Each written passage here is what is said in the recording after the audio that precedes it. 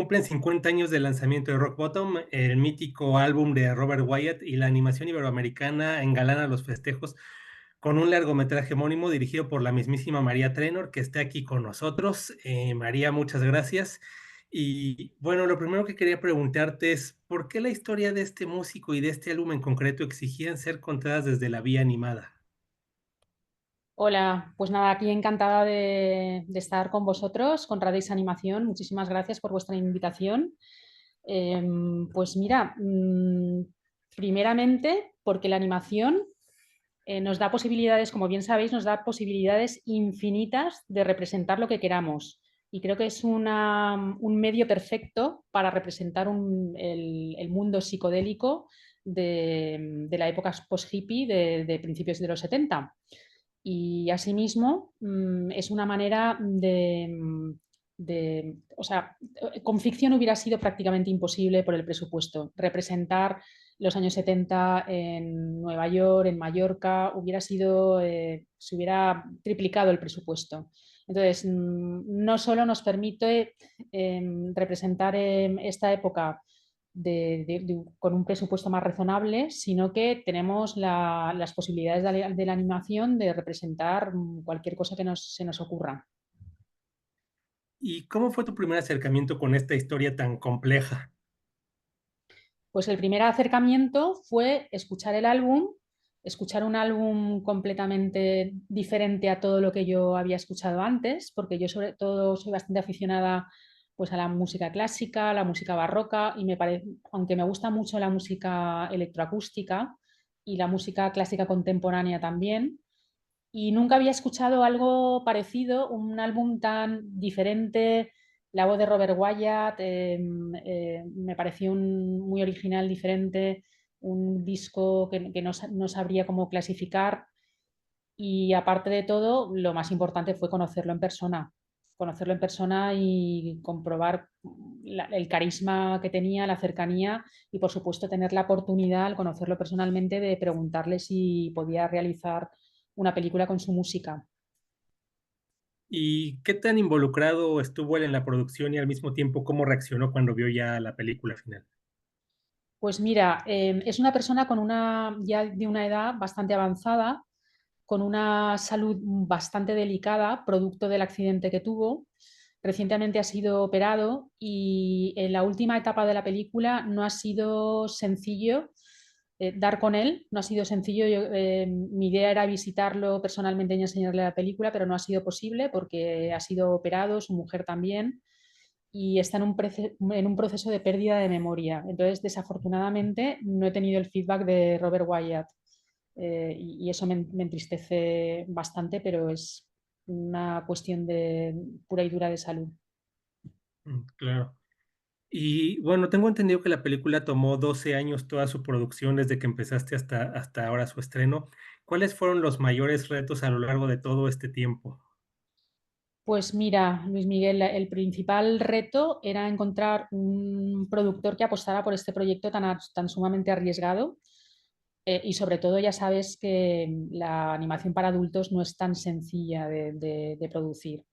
Entonces, desde que el guión estuvo escrito hasta que encontré una productora, que es una productora muy valiente, Alba Sotorra, que le gustan mucho los proyectos arriesgados dirigidos por mujeres, fue complicado encontrar la financiación, bueno, encontrar un productor que estuviese dispuesto a buscar la financiación. Y bueno, además de ella también fue una alianza inusual con Polonia. ¿Cómo se estableció? Pues mira, se estableció en Annecy. Ya sabes que en Annecy hay una parte de mercado muy importante. Rob Botton estaba invitada para realizar el pitch y ahí se conocieron y ahí establecieron la relación. Y la verdad es que enseguida no duraron nada en querer participar en la película porque el productor principal le gusta muchísimo la música, le gusta mucho el rock y conocía a Robert Wyatt y conocía el álbum. Y entonces así se estableció la relación directamente por la música de Robert Wyatt. Y en algún punto del proceso, tomando en cuenta, que Robert Wyatt es británico, ¿Reino Unido estuvo involucrado o nunca? Y en esta misma pregunta, no sé si el Brexit te afectó en algún punto de la producción. Claro que afecta porque para conseguir ayudas estatales en España es necesaria una coproducción con otro país de la Unión Europea. Y entonces Reino Unido ya no era de la Unión Europea, entonces claro que ha afectado el Brexit. Claro, hubiéramos buscado también, con Bolonia muy bien también, no obstante, pero claro que el Brexit ha, claro que ha influido. Y bueno, ya después de todo este tiempo, es curioso porque la película, el estreno coincide con el 50 aniversario de Rock Bottom. Supongo esto fue una coincidencia o ya que ibas apuntando hacia el final de toda la producción, dijiste, bueno, aquí ya podemos embonar, digamos, nuestras fechas. No sé cómo se dio eso. Está estrenado este año totalmente adrede.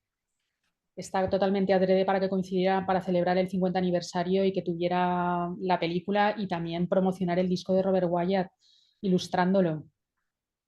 O sea que fue buscada esa fecha, totalmente.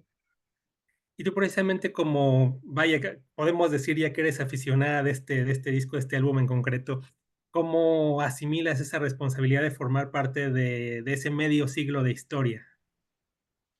Madre mía, la verdad es que para mí era una responsabilidad muy grande el representar con imágenes, el ilustrar el disco.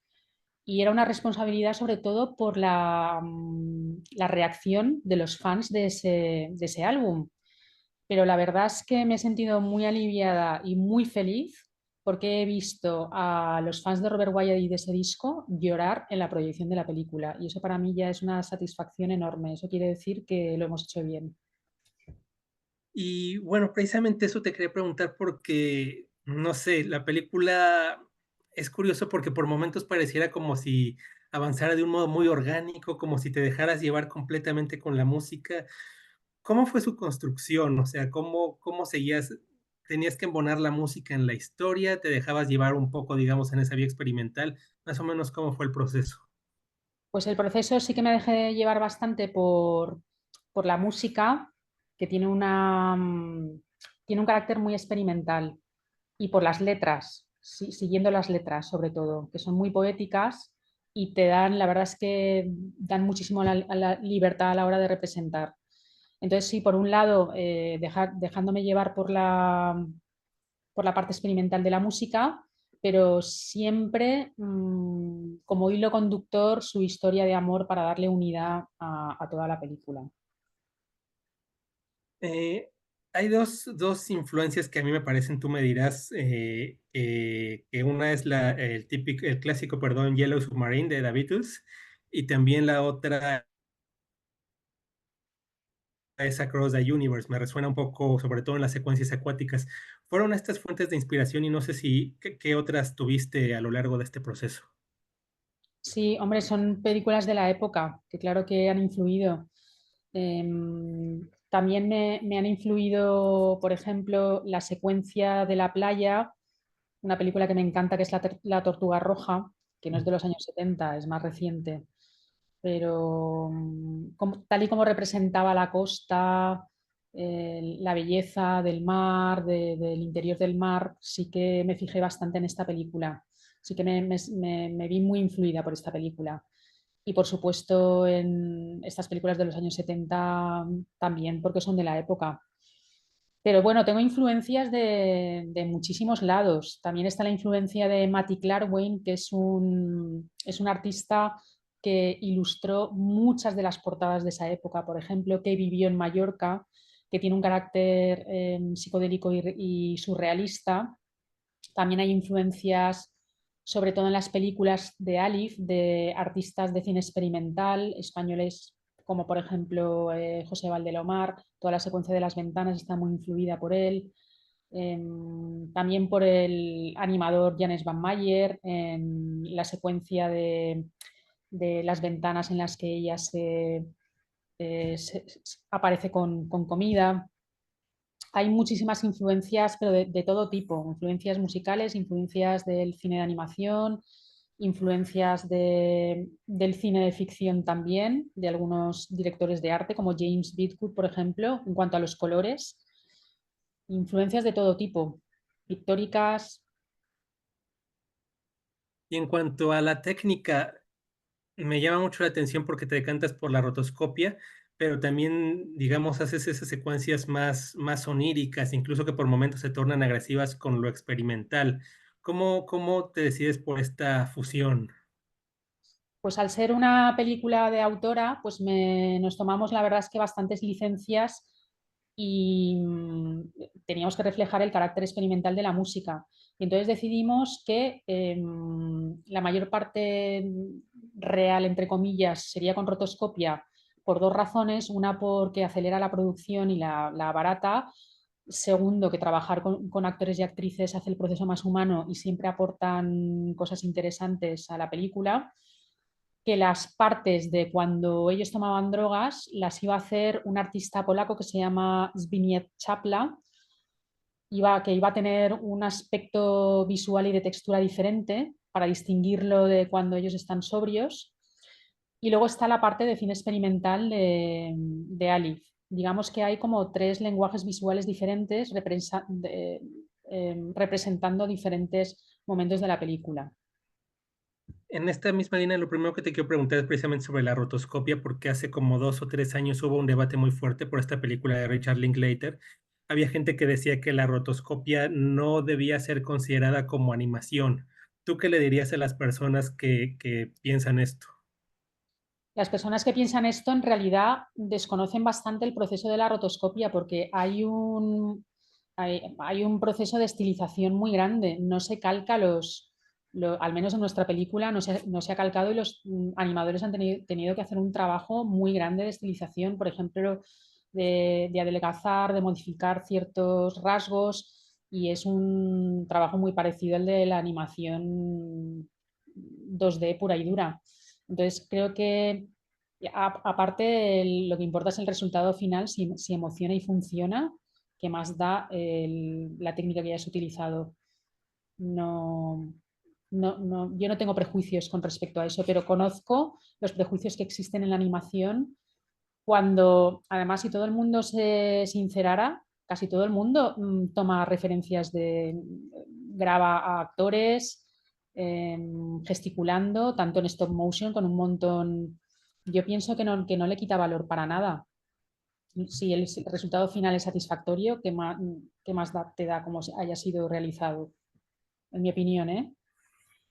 Y también por otro lado en toda esta parte experimental, porque vaya, la combinación de música y animación ya lleva muchísimos años, lleva prácticamente desde la existencia de la animación, pero siempre ha habido gente que dice que solo es una interpretación, lo que tú plasmas en imágenes, cómo visualizas la música. Aquí, ¿cómo fue? Pues eso, o sea, precisamente ya dijiste que fue complejo, pero si podrías hablar un poco en ese proceso de llevar lo experimental a la letra y además combinarlo en ese mundo de ensoñación, de drogas. ¿Cómo supiste que cuando tenías la versión definitiva de lo que querías mostrar? Pues supe que era la versión definitiva cuando se terminó el dinero y ya no teníamos tiempo. Una cuestión directamente de producción pura y dura, de cuando ya se termina el presupuesto es cuando, y mira, no es un mal, o sea, lo tienes que acabar por narices porque ya se ha acabado el presupuesto y ya no se puede continuar. Eso supongo que ocurre en todas las películas. Eso ya te deciden a marcar cuando es el final de la película. Si es un cortometraje sí que te puede regodear mucho más, pero en un largometraje cuando se acaba, se acaba. Y luego con respecto al proceso, pues la verdad es que en general yo soy bastante intuitiva y es muy complejo poder, el poder racionalizar el proceso de transferencia de sonido a colores, texturas y formas. Es complicado porque es un proceso bastante intuitivo. Te quería preguntar sobre los temas, porque vaya, el central es esta historia de amor trágico entre Robert y Alif, pero al mismo tiempo manejas muchos otros y de un modo muy importante y con mucho poderío, creo. El primero es sobre el rol de la mujer, porque hay un punto en donde surge esto de que tú por ser hombre, tu disco lo toman en serio, a mí mi arte no lo toman en serio. ¿Cómo decides incluir esta temática tan importante en la película y sobre todo que es un equipo que tiene muchas mujeres en puestos de mando, empezando obviamente por la dirección y producción?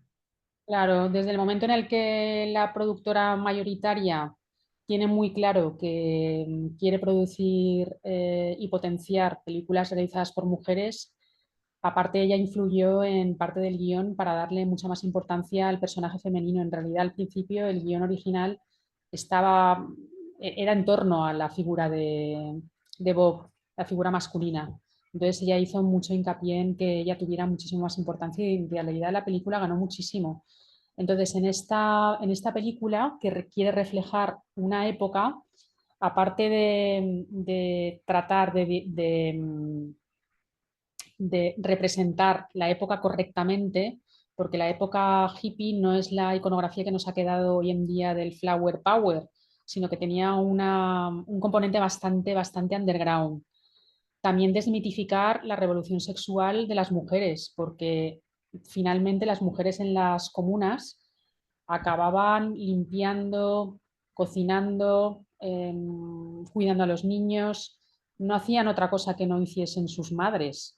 Lo único que en lo que estaba la diferencia es que iban vestidas con el pelo largo y de otra forma, superficialmente, pero en la esencia seguían haciendo prácticamente lo mismo que habían hecho sus madres, con lo cual la revolución sexual fue una falacia en realidad.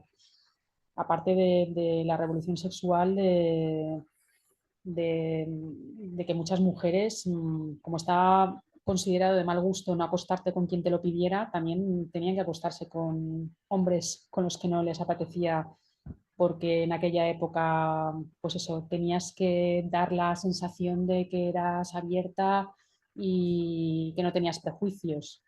Entonces también trato de reflejar esa, no solo en la estética, sino también en el papel de la mujer, la falacia de la revolución sexual de la época hippie. Y también aprovechas mucho la figura de Bob para ahondar en ese bloqueo creativo y que a su vez resulta en unas metanarrativas muy curiosas. Tú cómo precisamente igual decides esto y al mismo tiempo no sé si lo llegaste a vivir en algún punto de esta producción tan compleja también. Esa experimentación, pues me refiero.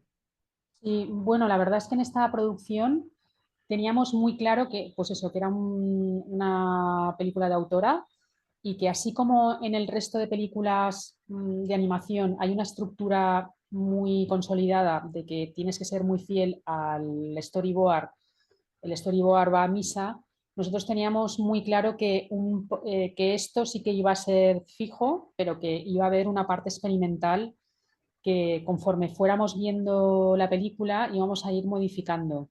Entonces sí que en realidad tiene un carácter, todo esto sin que la producción se vea muy afectada, el presupuesto.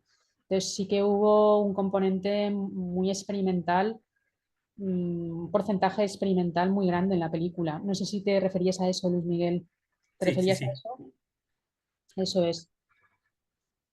Y también utilizas mucho el agua, el mar, como un símbolo muy recurrente. ¿Por qué te decantas tanto por estas representaciones del agua? Porque sé que Robert Wyatt se inspiró en Rock Bottom, se inspiró muchísimo en el agua y hay muchos sonidos y muchas texturas de la música que te recuerdan al agua y al fondo del mar. Casi para terminar, te quería preguntar, porque lo que decíamos hace un momento, música y animación llevan una relación muy estrecha desde hace mucho tiempo, pero cuando se piensa en esta alianza casi siempre es en música clásica, no sé, quizá fantasía sea muchos de los ejemplos por excelencia, pero raras veces se piensa pues en rock, en otros géneros. ¿Por qué crees que esta alianza no se ha acabado de concretar del todo? Pues no lo sé, quizás, la verdad es que no entiendo por qué no está del todo consolidada, porque hay muchísimos videoclips de música desde gorilas hasta, no sé, infinitos videoclips que están representados maravillosamente con animación. Entonces, no, la verdad es que no, se asocia siempre los musicales a ficción, la verdad. Entonces, no sé, porque la música clásica está más... De todas maneras, Norman McLaren hizo muchísima animación con música experimental, pero claro, no para el gran público. A lo mejor es para que fuera más comercial, pero bueno, Fantasía no fue nada comercial. Me parece que fue un fracaso de Sí. taquilla en su momento. Entonces, la verdad es que no sabría decirte, ¿tú qué piensas, Luis Miguel? ¿Por qué crees que la música clásica está más asociada a la animación que el rock? Me has hecho pensar y ahora mismo no sé decirte qué respuesta, la verdad, porque se supone que ahora mismo la música clásica para la gente joven es más complicada de entender incluso que el rock, ¿verdad? Sí, sí, sí, sí. Es que es un tema complejo porque se da mucho, como dices, pero no hay una, o sea, ya en un largometraje y algo, como dices, más a gran público, en realidad no, pues no hay, en realidad no hay. Claro, sí, sí, sí, pues sería un tema para extendernos y analizar con profundidad. Y un poco en esta misma línea, y solo para cerrar, en los últimos años hemos visto una tendencia creciente de biopics de grandes músicos, no sé, se viene el de Bob Dylan, está el de Freddie Mercury, el de Elton John, pero todos lo mismo, son ficciones, son acción real, y de repente aparece Rock Bottom que abre esta nueva opción. ¿Crees que pueda marcar un antes y un después en todas estas exploraciones musicales que se están dando? Pues espero que sí y espero hacer, espero hacer más películas sobre músicos. Estaría encantada y espero que sí que presente un precedente con respecto a cómo representan las biopics. Rock Bottom, no obstante, no es exactamente una biopic. Tiene pinceladas de la vida, pero está Ujú. bastante ficcionado. Pero bueno, yo encantada, como comprenderás, yo soy una fan de la animación y creo que con la animación puede representar muchísimas cosas que con ficción no se puede y que puede emocionar igual o más que la ficción.